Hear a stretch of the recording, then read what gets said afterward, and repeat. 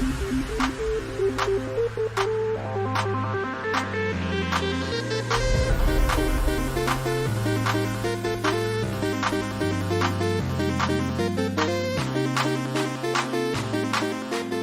to episode 8 of the Battle Academy podcast. My name is Monica. You may know me in-game as Anthissa or on social media as Anthissa21. Today we're going to get in-depth on the Master League. If you've played GBL before, Go Battle League, and you're familiar with all the ins and outs of everything, you know that Master League is the high-end cup. There is no CP limits. Basically, if you're going in there, you've got your Pokemon maxed out, best buddied, whatever you can do to give yourself a boost. We're going to talk about the core of Master League, the meta. It's actually relatively smaller compared to Ultra League and Great League. And I have a couple of articles kind of going over that, one from PokemonGOHub.net and another one from Silph Arena, which has a great little section of resources that has a couple of budget options you might want to look into, especially if you've hit a couple of the community days. After all of that is said and done, I'm going to pick a Master League relevant Pokemon of the week, one that I think is at least somewhat easily obtainable, maybe not depending on where you live, but you may already have enough in your storage to generate a decent contender for Master League. And then I'm going to finish up the show with a segment that I talked about before and I wanted to do this week. I'm going to call it AP Battle Academy because we're going to talk about an advanced strategy technique that you can take into Go Battle League and Silph Arena. You can practice it a little bit with your sparring partners, whoever you've got picked out for that. And once you get the hang of it, begin implementing that into your gameplay. All in all, I believe it's going to be a bit of an interesting episode. So, let's get started, shall we? I am going to start with my article from PokemonGOHub.net, the Master League Guide, basically. They talk about the meta that is for Master League, and if you've dabbled in it even a little bit since it's been launched for this season, then you know right off the bat, you're looking down the barrel of a business end of a lot of legendaries and mythicals, and of course pseudo-legendaries like Togekiss.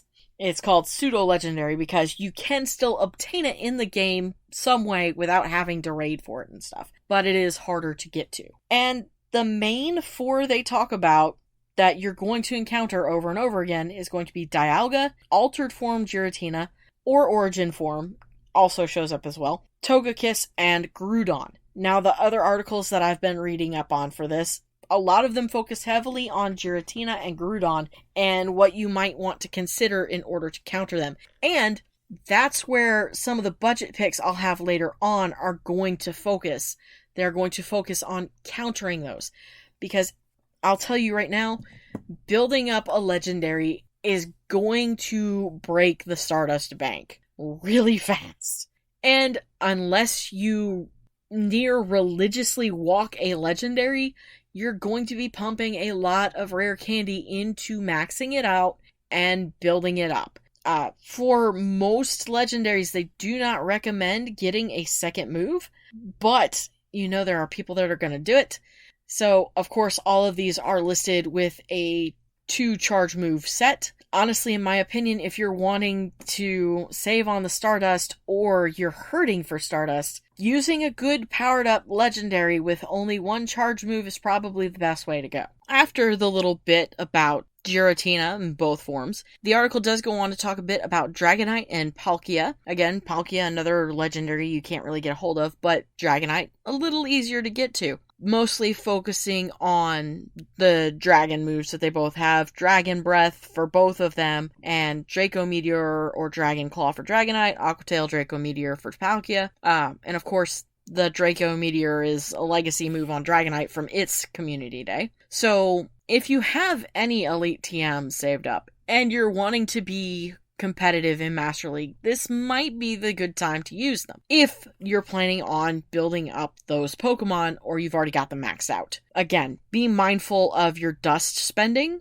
because that is what's going to caused your limitations here. And of course, we also get Melmetal. Now, if you've completed the Meltan quests in Pokemon Go, you have access to Meltan. But if you did not play Pokemon Let's Go and start transferring Pokemon from Go into Let's Go, and this is the game that came out for Switch, that's basically a jumping off point into Pokemon for new people and young kids who got started with Pokemon with Go, then I highly advise you go ahead and do that, because transferring Pokemon into Let's Go gets you the Meltan boxes so you can get the candy for Melmetal. Otherwise, you're stuck with just your one Meltan and you're gonna have to pump a whole bunch of rare candy into it. And that's may not be what you want to put all your rare candy into. So that's the main thing, is trying to figure out where you want to go with all of your supplies, your resources and such. What baskets do you want to put your eggs in, so to speak? And of course, the rest of the list after that, Kyogre, Mewtwo, and a whole bunch of stuff on Mewtwo, and some Mudshot users. The stuff about Mewtwo is basically, it's great for the psychic moves. The problem is certain moves that you want to use are legacy moves you can only get if you got Mewtwo in certain raids. Psystrike and Shadow Ball. Those are both great, excellent moves if you can get them, but unless you got them already on the Mewtwo, you're gonna have to Elite TM them. And that's kind of a pain in the neck. And again, you have to be picky about where you want to spend your Elite TMs. A lot of good news on Mewtwo. Otherwise, if you don't have it, they suggest Ice Beam and Focus Blast to make your best coverage. I've tried using Mewtwo in other leagues, so maybe I'll try building up one of mine to use for Master League. Give that a shot. Then, of course, like I mentioned earlier, the Mudshot users, Garchomp, Swampert, and Incarnate Landorus. Your best bet out of that trio is going to be Swampert. Because of, one, unless you got Landorus from the Go Battle League rewards, or you happen to hit a Tier 5 raid that had Landorus, you're not going to have him. The Landorus Tier 5s came out,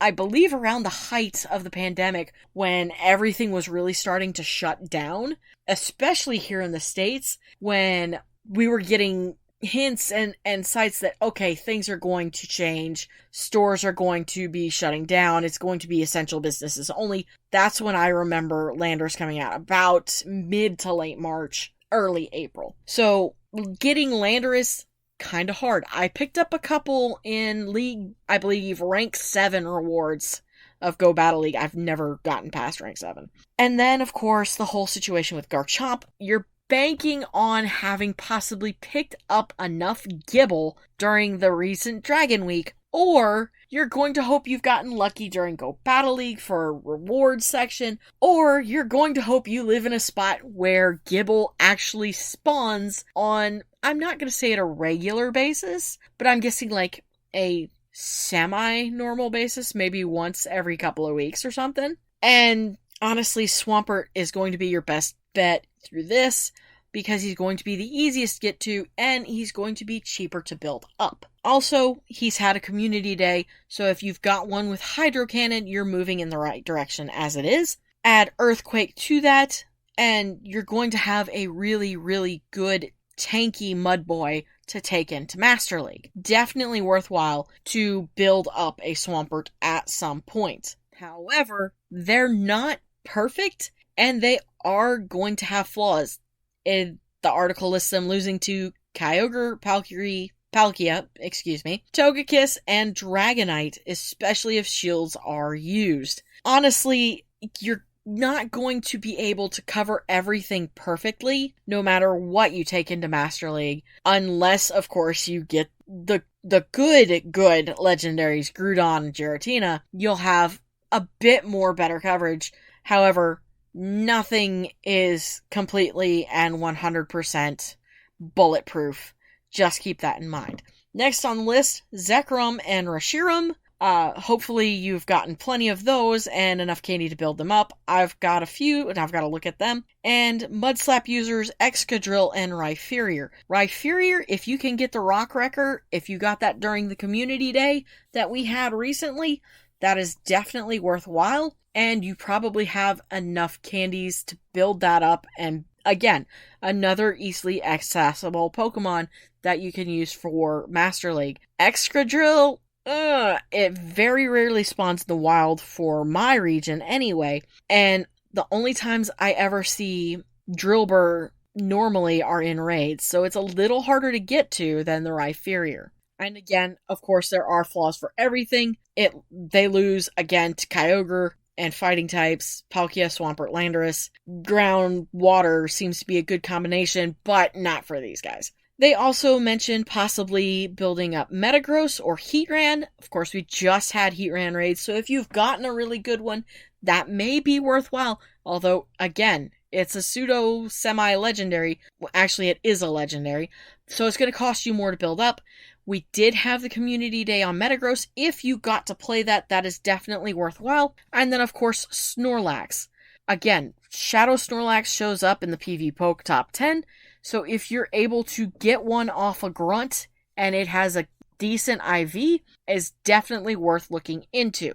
They also mentioned Darkrai, Regirock, Regice, Lugia, the Lati twins, Latios, Latias, and some fighting types, Machamp, Conkeldurr, and that's pretty much it. As you can see, the majority of these Pokemon, I will learn to talk. I swear to God, I will learn to talk. The majority of the Pokemon you see entering into Master League are all of these legendaries that aren't always easy to get, and definitely not always easy to get with good IVs. I know I have over a half dozen Rayquaza just in passing, and not a single one of them had decent IVs on them. So it is hard to get your foot in the door on Master League. So all of that said, let us go to this wonderful Reddit thread that I found, and this is through Silph Arena, and let's talk about some budget options. There are a couple they list, and if you're interested, all of the resources that I talk about today are going to be pinned in the podcast description. I always make sure to do that so you guys can see where I'm getting my information. So, transparency first and foremost. And secondly, so you can see the resources that I'm reading, maybe understand it in your own way if you want to follow along as you're listening, however that works for you. Basically, so you have access to these things as well. Alright, so what I'm looking at now is Silph.gg. They have a menu bar in the top right corner, and when you go in there, you'll see PvP resources. If you click on Master League, that is what I am looking at. They've got 5 different resources here, including a couple of Reddit articles and some infographics, and an interesting video you'll probably want to check out, Master League Team Building Guide created by Zionic. So that is definitely worthwhile to get into. I don't know if they take dust spending into account, but this one article by Seawolf actually does. He writes the Nifty or Thrifty series on Silph Arena, which basically anytime a cup comes out, he basically breaks down the meta and decides whether or not it is worth spending the dust, or if you can get by with some budget options that will work just as well. Of these wonderful articles, and you can look at some of the other ones in your free time if you're interested, I am going to take a look at the Torterra and Friends. This is some budget Pokemon for Master League that you can consider, written by JRE Seawolf, who does the Silph Arena's Nifty or Thrifty series. Now, what that means is whenever Silph Arena launches a new cup, they basically take a look at the meta and pull out some that are worth spending dust on and some that are good for saving your dust up. Basically, thrifty Pokemon that you can use for the league that aren't going to break your Stardust budget, and some nifty ones that you might want to save up the dust and candy for. So, this is basically a look at some interesting budget choices for Master League.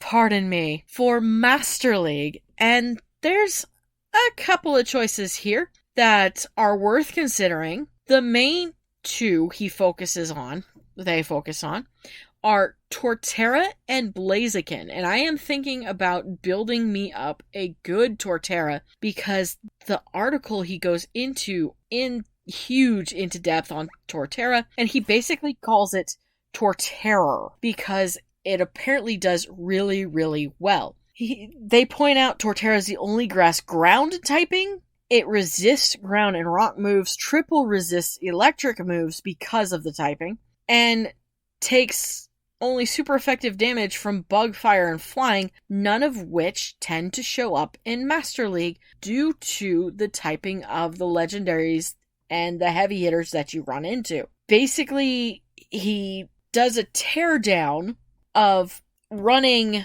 simulations on PvPoke.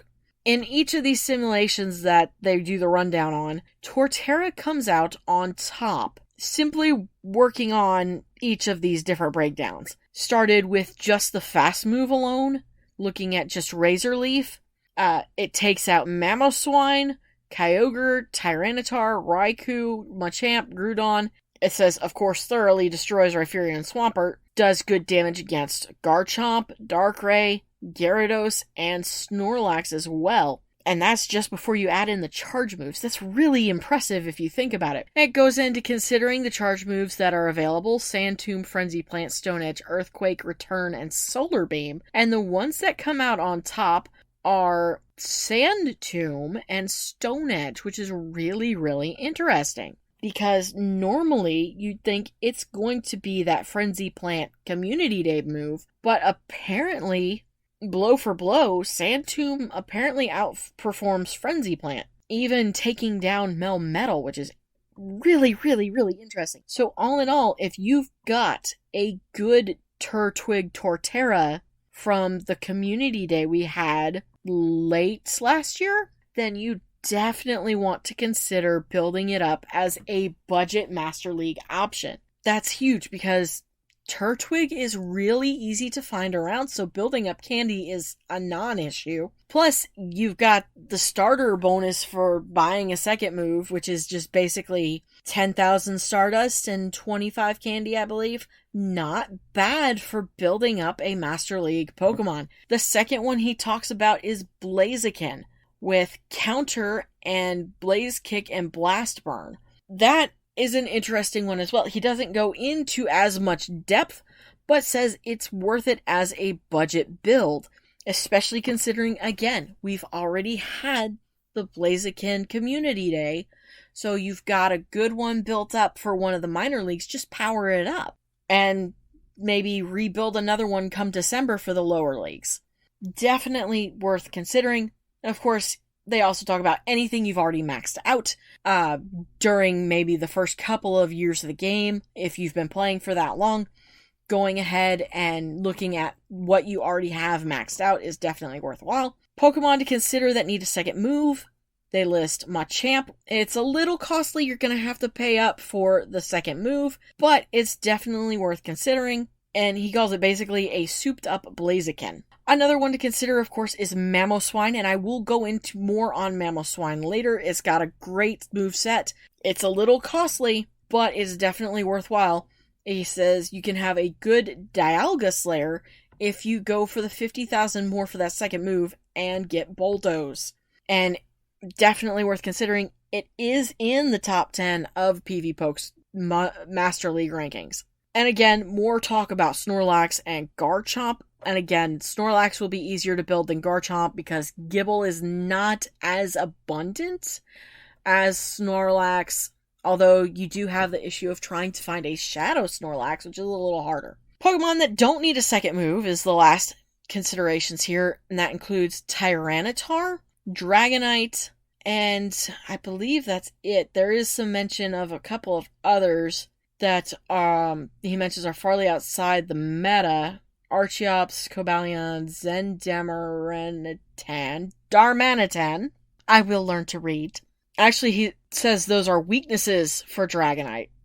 A single move Dragonite, definitely worth considering. He says because the differences almost half Genesect, which basically means the weaknesses to Dragonite are not going to show up in Master League. Well, half of them anyway. You do have to be careful with Dragonite if you do counter a Mamoswine, because its major weakness is ice, and you gotta get it out of there quickly, or you're gonna lose your Dragonite. So that is just some very interesting budget counters to consider. And I just thought the Torterra was really, really interesting. I am going to look at that. I am going to look at my Blaziken, and I am going to reconsider my Dragonite on whether or not it actually needs the second move. So definitely some food for thought, so to speak. And I hope that helps you out with picking out which Pokemon you want to move forward with. Alrighty, I'm going to take a small break, get me some water, and then after this, the Pokemon of the week, I've already mentioned it, and of course, AP Battle Academy. We're going to get into discussing our very first advanced tactic for PvP battling. So all of that wonderful goodness right after the break. Back in a second.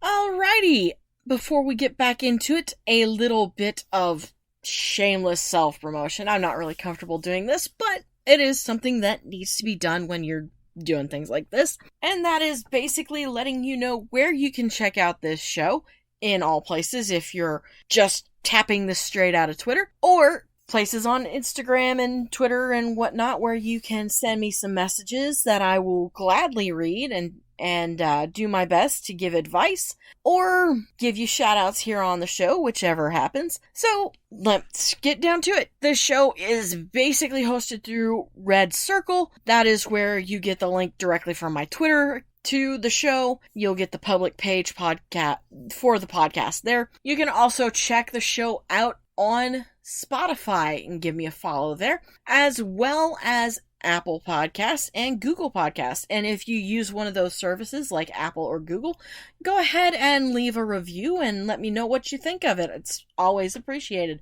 I also try to make sure I have every episode posted to YouTube as well. I missed last week's, and I'd like to take a moment and apologize for that. I will get that corrected as soon as I can. Also, you can check out my other show, Catan Public Radio. I'm supposed to have an episode this week, but due to unforeseen circumstances and the fact that no real major news has come from the game at this point, there will not be an episode right away. I will try to make sure I get another episode of Catan Public Radio ready to go as soon as I can, so please bear with me on that. If you're not sure about what Catan Public Radio is, it is basically a news and information podcast for the upcoming Niantic game, Catan World Explorers. It's really interesting if you're a fan of the Catan board game, or if you just like AR games in general. Definitely worth checking out. I'm trying to keep fresh news on it, but because it is still in beta, it is a bi-weekly podcast at this point in time. You can hit me up on Twitter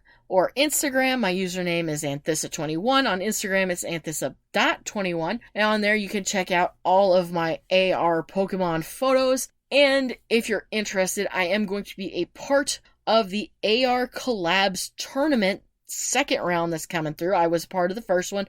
I did pretty decently, my partner and I. And I am going to be a part of the second one. My partner is really amazing at what they do, so I'm really excited for what's soon to come in that direction. If you're interested in any of the AR, you can DM me either on Twitter or Instagram, and I can help set you up for that. Some of my friends on Instagram have created some YouTube tutorial videos, mainly by Hex Manifesto, so if you want to look those up, those are definitely worthwhile as well. And if you're interested in supporting the podcast, you can check out my merch shop at teespring.com/shops/Pegasus Podcast. You'll get the merch with Pegasus Podcast logo, anything for Battle Academy, as well as Catan Public Radio, shirts, face masks, fanny packs. I did whatever I was able to do that it was allowed to me to do. So if you're interested in any of that, that is greatly appreciated. I'm also still working on trying to figure out how to do a Patreon. So once I get that up and going, that will be appreciated as well. And I will have a tier for doing shoutouts on the show, and that will definitely be a thing that happens. Definitely want to say a huge thank you to all of my supporters, everybody who's a regular listener of the show. King of Shinies, Noah Plays, Disneyland Kid. You guys have been great in helping me get the podcast out and get it seen. I totally appreciate that. Ken from Lured Up, who has given me advice when I was first getting started, and who has helped get my show seen as well. And of course, all the other awesome people that have been following and listening to the show. AJ, Terry Wolf, all you amazing people. Thank you so much for checking this out. And totally appreciated. Hope you're enjoying this. And again, I am open to any constructive criticism. If you don't want to go through social media, you can reach me directly, anerdblog@gmail.com. It's all one word, all lowercase, easy to remember. All right, let's get on with the back end of the show. And that is going to be starting with our Pokemon of the week. This is a Master League Pokemon that you've already heard me mention it before. I think it's pretty relatively easy to get a hold of. It may not be Stardust cheap, but it's not as expensive as a legendary, and that is Mamoswine. Moveset to run, and again, this is coming from pvpoke.com. Moveset to run, Powder Snow, Avalanche, and Bulldoze. If you want to spend the 50k Stardust to get the second move, go for Bulldoze. It is going to help if you ever have to counter Giratina. Your key wins are going to be against Dialga, Origin Form, and Altered Form Giratina, Togekiss, and Rhyperior. Be mindful for these losses though. Melmetal, Groudon, Dragonite, Kyogre, and Mewtwo. If you see Melmetal, you need to pull the Mamoswine and pull something else because Steel does not take very much ice damage. So definitely worth reconsidering. Fast moves. Powder Snow has a much higher preference to Mud Slap, although I have heard Mud Slap is somewhat decent. I believe Powder Snow works faster. Your charge moves, Avalanche, Bulldoze, Stone Edge, and Ancient Power. Ancient Power is a legacy. Not very many people are using that, so I would not waste your TM on that, your Elite TM. Avalanche always hits really well. Bulldoze is a good backup, again, for Giratina and any ground weaknesses. That is going to be key for you as well. It is weak to Fighting Fire, Grass, Steel, and Water, so if you see any of those pull, it has resistance to electric or poison, so you can suffer some better hits from those. It will drain you a little bit, but it is definitely worth it to keep Mamoswine in against them in the end. The attack is attack, defense, stamina. They're looking for rank 1 to be maxed out level 40, 15, 15, 15. That goes for any Pokemon in Master League. They do not run on the same IV spread as Great and Ultra League do because you need all the attack, boost, hit, whatever that you can get. So definitely take a look through any Swinubs you have, see what you can build up. Definitely worth keeping if you can't get to any of the good legendaries. It is number 5 in the top 10 PvPoke Pokemon for Master League, behind Groudon, Origin, Giratina, Mewtwo, and Melmetal. It's not going to do well against the Mewtwo or the Melmetal, but Giratina and Groudon, I think it's got a pretty good shot against those. Or, well, not against the Groudon. It does good against the Giratina, which is listed in second place. So, that is worthwhile and definitely an attainable Pokemon. That was the key that I wanted for this week. I wanted a Pokemon for you guys to suggest that was attainable. Your budget pick is definitely going to be, again, look at that Torterra. I've talked about it earlier. It looks really, really good, at least on paper. I'm going to definitely try it out and maybe have something to report back to you for next week. Alright, the last little thing we're going to do is AP Battle Academy. AP, if you've ever heard of it before, it means advanced placement is basically like a higher ranking class. I kind of got the idea for calling it that because I did take AP English in high school, although it only got me one of the English credits I needed for college. Oh well. Alright, today's advanced tactic for Go Battle League, I'm talking about today the sacrifice swap, also known as sack swap or a sack switch. This definition is coming from Go Stadium. Stadiumgaming.gg. Go to the menu, they'll have a list of resources, and the definitions for PvP will be there, including this one. Their definition, a Pokemon used as a switch in that potentially could die quickly due to a specific opposing counter switch. This would leave the opposing counter switch locked at risk of being counter farmed.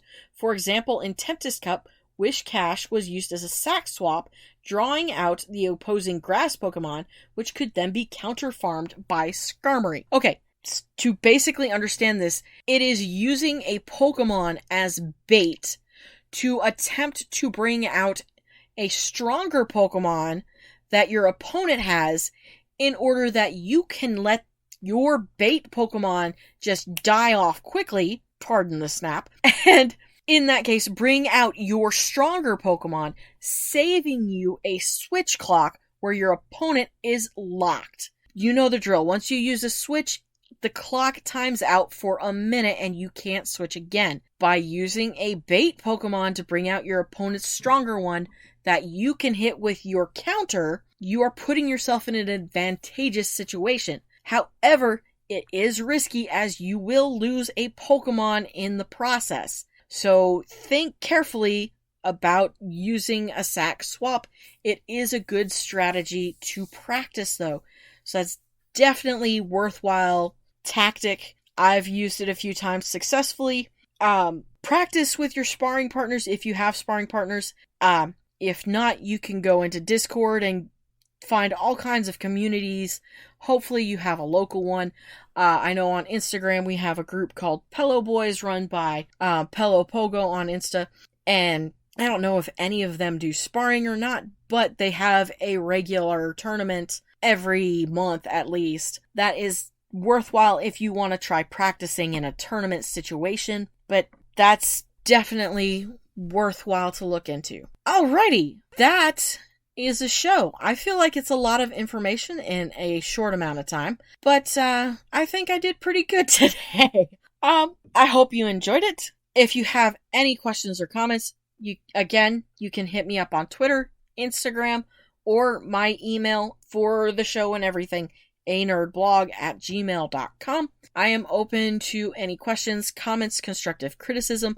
I did get a message over Insta either last week or thereabouts from Disneyland Kid, and I gave him some advice on building a team for Ultra League. So I am open.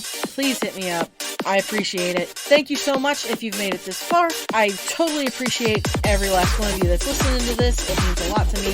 I hope you guys have a wonderful week. Good luck in Master League. Good luck on those mega raids. I'll see you guys next week. Have a great one.